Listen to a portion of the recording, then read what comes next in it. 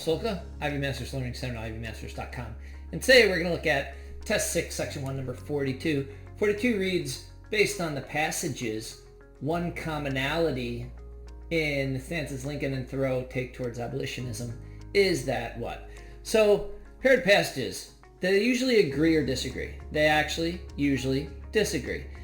But typically a very common question is when the passages do disagree, they'll have a question about how they agree, and that is this question here.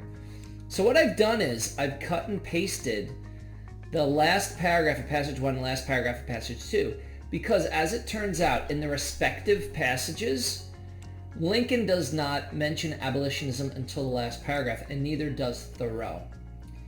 And we'll go through the answer choice. Answer choice A says both authors see the causes warranting drastic action. Now, if that were true, as we know, Lincoln eventually wound up ending slavery, and it was not a moral issue for him, as history states, as I might have learned as a kid, but it was really to preserve the Union because the North and South kept fighting over slavery. Well, that aside, he does not say, if he's going to end slavery, he does not say, hey, we should just kill all the slave owners. No, that would be some drastic action. Lincoln doesn't suggest any drastic action, and neither does Thoreau. Answer choice A is gone. And if we look at answer choice B, both authors view the cause as central to their argument. Now, they do both talk about it in the last paragraph, but they only talk about it in the last paragraph. So I would hesitate to say that it's central to their argument. You might keep that if you're unsure of whether or not it's the correct answer. It does turn out to be the wrong answer. Answer choice C, neither author expects the cause, abolitionism, to win widespread acceptance. Neither of them say anything about that. Your correct answer here is going to be D, and we will read this passage 1, passage 2, last paragraphs. Neither author embraces the cause as his own. And it's actually more obvious with Lincoln than it is with Thoreau. For Thoreau, passage 2, you got to pay careful attention to exactly the pronouns and how he states his case. So in passage 1, Lincoln says, in any case that arises, for instance, the promulgation of abolitionism, one of two positions is necessarily true. That is, the thing is right within itself and therefore deserves the protection of all law and all good citizens. So if it's right, we should protect abolitionism. Or it is wrong and therefore property to be prohibited by legal enactments, or we should outlaw abolitionism. In neither case is the interposition of mob law either necessary, justifiable, or excusable. So he's saying, in essence, don't form a mob.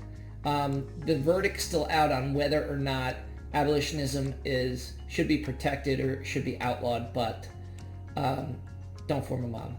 So it's clear that Lincoln does not embrace the cause as his own, which someone who doesn't read or understand that last paragraph might assume that Lincoln embraced abolitionism and therefore eliminate answer choice D. But you got to answer according to exactly what the passage is saying, not don't bring any outer knowledge into the mix. And then last paragraph of passage 2 starts in line 79. I do not hesitate to say that those who call themselves abolitionists should at once effectively withdraw their support, both in person and in property, from the government. So it seems like Thoreau so far, he's talking about abolitionists in the third person. He's not including himself. He's not saying we. And so it sounds like he's sympathetic towards their cause, but he does not include himself in the group. And then we've got the ellipses, that's a ... and not wait until they, the abolitionists, constitute a majority of one, before they, the abolitionists, suffer the right to prevail through them. I think that it is enough that if they, abolitionists, have got on their side without waiting for that other one. Moreover, any man more right than his neighbors constitutes a majority of one already. So we know that Thoreau is not embracing it as his own cause either, because he talks in the third person. That's a tougher one to crack. Thank you for joining us today. If you like this video, click like. You can share it with someone who has trouble with these paired passage questions. If there's any question you'd like to see answered from any official PSAT or SAT or ACT, leave that in the comments. I'd be happy to shoot a video on it. Click subscribe so you don't miss anything, and check out our 1-minute videos on TikTok. Have a great day.